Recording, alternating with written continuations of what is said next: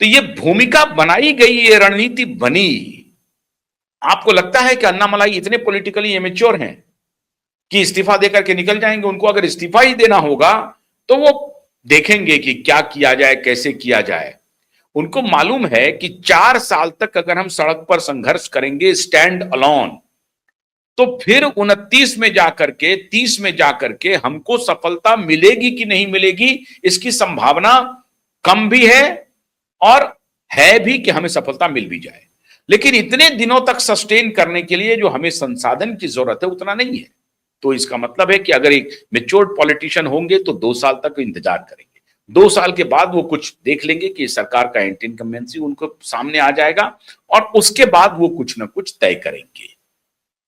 ये एक political matured politician का जो कि ट्रेडिशनल पॉलिटिक्स में बिलीव करते हैं, वो आराम से इस बात का आकलन कर सकते हैं कि भाई अभी ना तो चुनाव है वहां पे, ना विधानसभा का, ना लोकसभा का। ऐसी परिस्थिति में हम आ बैल मुझे मार वाली कहानी क्यों करेंगे? और अभी उनकी सरकार बनी हुई है, समर्थन है चला हुआ, वो ऑलमोस्ट मेजॉरिटी के करीब है। थोड़े से एमएलए से जो उनको समर्थन वो बना हुआ है, उसमें एआईएडीएमके का भी समर्थन मिल जाएगा, कांग्रेस भी है, सीबीके भी है और बाकी सीपीआई सीपीएम भी है। सबने समर्थन दे दिया है। तो अभी हम क्यों सर मगजमारी करें? अगर पब्लिक मूवमेंट करने की भी जरूरत होगी तो 2 साल के बाद करेंगे। तब तक विजय की कुछ नाकामी आ जाएगी हमारे सामने। अभी तो उनका हनीमून पीरियड चल रहा है विजय का। अभी वो बहुत बड़ी गलती इस तरह से किए नहीं है। लोगों का मोह भंग होगा। 2 स्टेट में दूसरी सरकार, केंद्र में दूसरी सरकार है। पता नहीं मोदी जी का उनको विजय को समर्थन मिलेगा या नहीं मिलेगा। अभी फाइनेंशियल क्राइसिस होने वाला है तमिलनाडु में। कहा जा रहा है कि लाखों के कर्ज में है तमिलनाडु। अब जब जब फाइनेंस की जरूरत होगी इंफ्रास्ट्रक्चर डेवलपमेंट के लिए, लोगों को तनख्वाह देने के लिए, वजीफा बांटने के लिए, जो पॉपुलर स्कीम्स हैं वो चलाए हैं, उनके लिए जो पैसे की दरकार होगी तो केंद्र की तरफ जाना होगा। केंद्र उसे देगी कि नहीं देगी, तब उनके सफलता और असफलता, उनकी नाराजगी सामने आएगी लोगों की कि साहब विजय ने तो ये कहा था, ये किया नहीं, विजय ने ये कहा था, ये किया नहीं, यहां भी फेल, यहां भी फेल। तब फेल और पास का कैलकुलेशन करके तब हम अटैक करेंगे। अभी से वो संपर्क अभियान में चले जाएंगे, ऐसा नहीं हो सकता है। तो दाल में कुछ काला तो पहले से ही मुझे लग रहा था। कोई भी पॉलिटिकल इक्वेशन ऐसा दिख नहीं रहा था जिसमें कि अन्नामलाई इस्तीफा देकर के चले जाए। अगर ऐसा होता तो नी जर्क रिएक्शन होता। इसे नी जर्क कहते हैं कि बिना सोची समझी कोई भी आपने कोई ऐसी चाल चल दी जिसमें आपने अपना दिमाग अप्लाई नहीं किया, अपना भेजा अप्लाई नहीं किया। अन्नामलाई इतना इमेच्योर नेता तो नहीं है। वो एक पकी अच्छी खासी नौकरी छोड़ करके आए हैं, तो इस अपरिपक्व कोई निर्णय लेंगे ऐसा वो करेंगे नहीं। फिर क्या हुआ? फिर इसका मतलब था कि स्क्रिप्ट कहीं और से लिखी गई, और स्क्रिप्ट लिखी गई दिल्ली दरबार से कि साहब अब देखो हमको वहां पर हटाना है, लेकिन हम उसको हटाएं कैसे? विरोध नहीं ले सकते हैं, तो कुछ करो तिकड़म, कुछ माहौल बनाओ, या हम तुमको अगर हम शामिल भी करें। अभी बहुत सारे खेल होने वाले, मैं बता रहा हूं आपको। कैबिनेट में भी शामिल करने की, और यह बात क्यूबाइड नेटवर्क ने सबसे पहले बताई थी कि अन्नामलाई मोदी के विस्तारित कैबिनेट में शामिल हो सकते हैं। उसके लिए भी मोदी उनको तैयार कर रहे हैं कि कुछ दिन आओ, कैबिनेट में आ जाओ, हम कुछ देखते हैं, साल 2 साल में तुम्हारा हम ब्रांडिंग कर देंगे और उसके बाद तुमको हम भेजेंगे। जिसके लिए हो सकता है कि ये तैयार नहीं हो, ये बोल रहे हो कि नहीं मैं संघर्ष करने के लिए तैयार हूं, आप मुझे दीजिए, मैं तमिलनाडु को ऐसे करता हूं वैसे करता हूं, ये वो कर सकते हैं, ये बातें हो सकती है। लेकिन अन्नामलाई को कैबिनेट में शामिल करने पर भी विचार चल रहा है। क्यों? उसके 2 कारण हैं। कई पहलू पर भारतीय जनता पार्टी विचार कर रही है। एक तो उनको कैबिनेट में शामिल किया जाए और तमिलनाडु में उनके कद को बढ़ाया जाए। दूसरा, अन्नामलाई दक्षिण के नेता होने के साथ साथ उनकी जो लोकप्रियता है वो नॉर्थ में किसी से कमतर नहीं है। तो वो एक टॉलीवुड के रियल एक्टर के रूप में उनका पॉलिटिकल पिच नॉर्थ में तैयार किया जाएगा, और वो एक हीमैन के रूप में अन्नामलाई का प्रयोग भारतीय जनता पार्टी नॉर्थ में कर सकती है।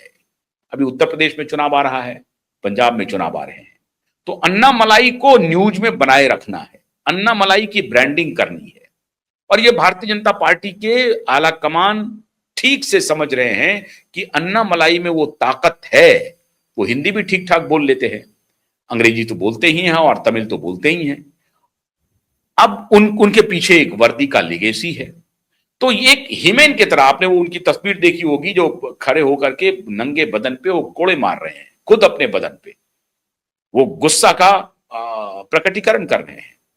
तो ये तैयारी हुई कि भाई अन्नामलाई को नॉर्थ में भी एक बढ़िया नेता के रूप में तैयार किया जाए, जिससे कि भारतीय जनता पार्टी को जो साउथ और नॉर्थ का डिवाइड करके कांग्रेसियों ने रखा हुआ है कि नॉर्थ साउथ के नेता को बीजेपी उस तरह से पूछती नहीं है, उस तरह से एलिवेट नहीं करती है, वो एलिवेशन भी दिख जाएगा। अभी आप जैसे देखिए कि कांग्रेस में केसी वेणुगोपाल, शशि थरूर या और भी बहुत सारे नेता हैं जिनको कि कांग्रेस में जगह मिलते रहती है, चाहे वो तमिलनाडु से हो, केरल से हो, कर्नाटक से हो। कर्नाटक का तो दबदबा भाई है, आंध्र प्रदेश हो, तेलंगाना हो, वहां का दबदबा है। तो भारतीय जनता पार्टी चाहती है कि अन्नामलाई के सहारे हम साउथ के एक बड़े नेता को तैयार करें और उसकी ब्रांडिंग करके हम नॉर्थ में भी उनका मैक्सिमम यूटिलाइजेशन हो सकता है अन्नामलाई का, जिसके लिए अन्नामलाई के पास सारे आधार मौजूद है। और तीसरा कि अगर अन्नामलाई को ये दोनों चीजें मंजूर नहीं है तो उनको कैसे वापस किया जाए, वहां कोई कॉन्फ्लिक्ट नहीं हो। अब जो श्रीमान एन नागेंद्रन है वो भी ओबीसी कम्युनिटी से आते हैं, ये भी ओबीसी कम्युनिटी से आते हैं। ओबीसी कम्युनिटी को अभी तत्काल नाराज नहीं करना है, लेकिन एन नागेंद्रन एक कंप्रोमाइज लीडर हैं, भ्रष्टाचार के आरोप लगे हुए हैं। भारतीय जनता पार्टी को मालूम है कि एन नागेंद्रन को आगे रख करके बीजेपी का विकास तमिलनाडु में असंभव है। और वो पूरी तरह से बीजेपी हैं भी नहीं, वो तो एआईएडीएमके से आए हैं, तो उनके ऊपर उस तरह का विश्वास बीजेपी आलाकमान कर भी नहीं सकती है। तो जो फ्रेश फेस जो इस्तीफा दिया, बीजेपी में शामिल हुआ, अपना सब कुछ गंवा करके बीजेपी में आया है, उनके ऊपर भाजपा दांव लगाएगी या एन नागेंद्रन के ऊपर दांव लगाएगी? तो आज श्रीमान एन नागेंद्रन को भी बुला लिया गया। दो बातें होंगी, या तो अन्नामलाई कैबिनेट में शामिल होंगे या अन्नामलाई को एक बार फिर से तमिलनाडु का संपूर्ण प्रभार दिया जाएगा।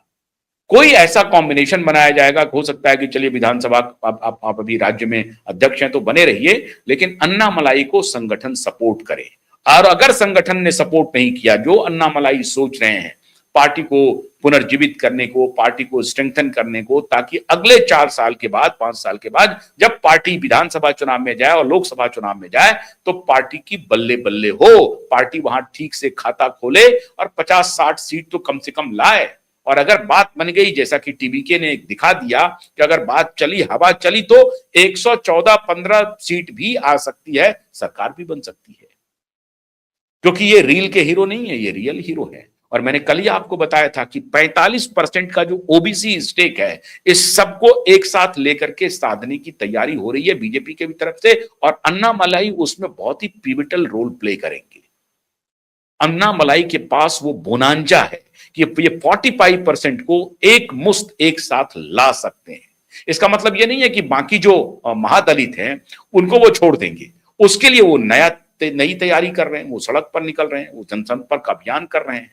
तो एक अपने ओबीसी फ्रेटर्निटी को अपने साथ स्वाभाविक रूप से उनके ये ब्रांड बनेंगे, और जो दूसरा वर्ग है उनके लिए कुछ अलग से करेंगे ताकि वो उनके भी हीरो हों। और ये चुनौती अगर गई कि ये रील के हीरो हैं और ये रियल हीरो हैं, रियल सिंघम हैं, तो रियल सिंघम बनाम रील का सिंघम, ये दोनों में चलेगा। और इस दौरान विजय एक बार टेस्ट कर लिए गए होंगे, विजय की गलती और सही दुनिया के सामने आ चुकी होगी। तो ऐसी परिस्थिति में भारतीय जनता पार्टी को लग रहा है कि ये जो रियल हीरो है ये विजय को टक्कर दे सकता है। ये एन नागेंद्रन वगैरह के बस की बात नहीं है, ये चलेगा नहीं। इसलिए संपूर्ण रूप से भारतीय जनता पार्टी की कमान अन्नामलाई के हाथ में सौंपी जाए, इसकी रूपरेखा बनी। साथ ही कि तमिलनाडु का जो लोकल यूनिट है वो विद्रोह ना करे। हालांकि उनके विद्रोह का कोई फर्क पड़ेगा नहीं, उनके साथ कोई संगठन का बहुत बड़ा मास बेस है, ऐसा बिल्कुल नहीं है। वो मास बेस अन्नामलाई फौरन से पेशतर तैयार कर सकते हैं, उसमें वो योग्यता है। तो उसकी परवाह नहीं करेंगे। लेकिन पॉलिटिक्स होता है कि किसी भी नेता को नाराज मत करो, तो उसको संतुष्ट कर दिया जाएगा। अब ये श्रीमान मोदी से मिलेंगे, अन्नामलाई दिल्ली में कैंप किए हुए हैं, और वो उनको अमित शाह ने जो कहा वो उनसे बाहर नहीं जाएंगे, ये पक्की बात मान के चलिए। तो अन्नामलाई का इस्तीफा नहीं हुआ, अन्नामलाई की बड़ी भूमिका तैयार की जा रही है तमिलनाडु के लिए भी, और राष्ट्रीय स्तर पर भी संभव है अन्नामलाई को ठीक से भारतीय जनता पार्टी प्रयोग में लाए, और अन्नामलाई एक फैक्टर के रूप में हो सकता है। नॉर्थ और साउथ के डिवाइड को पाटने में अन्नामलाई की बहुत बड़ी भूमिका हो सकती है, ये बीजेपी के आलाकमान जानते हैं। तो चाणक्य का मास्टर स्ट्रोक है, चर्चा चला दी, इस्तीफा हो गया, लोकल यूनिट फंस गए, और लोकल यूनिट को लगा कि अब तो भैया हमारे ऊपर गाज गिरेगी, तो लोकल यूनिट को कहा कि आप पजामे में रहो वरना ये चला जाएगा, इसको हम खो नहीं सकते हैं, आपकी बात हमने मान ली है और हम इनको अपने साथ रखेंगे, इनके नेतृत्व को स्वीकार कीजिए, जैसा वो कह रहे हैं वो करते जाइए। और अभी तो चुनाव बहुत दूर है, देखते हैं आगे क्या होता है। नागेंद्रन को वो कैबिनेट में लेंगे कि नहीं लेंगे मुझे नहीं मालूम, लेकिन ये दोनों बातें चल रही हैं। हो सकता है कि अन्नामलाई कैबिनेट के हिस्से हों, हो सकता है कि तमिलनाडु का संपूर्ण प्रभार उन्हें मिले, और हो सकता है कि केंद्रीय स्तर पर भी नितिन नबीन के टीम में अन्नामलाई को कोई बड़ी जिम्मेदारी मिले। ये तीनों संभावनाएं हैं। बहुत बहुत शुक्रिया, नमस्कार।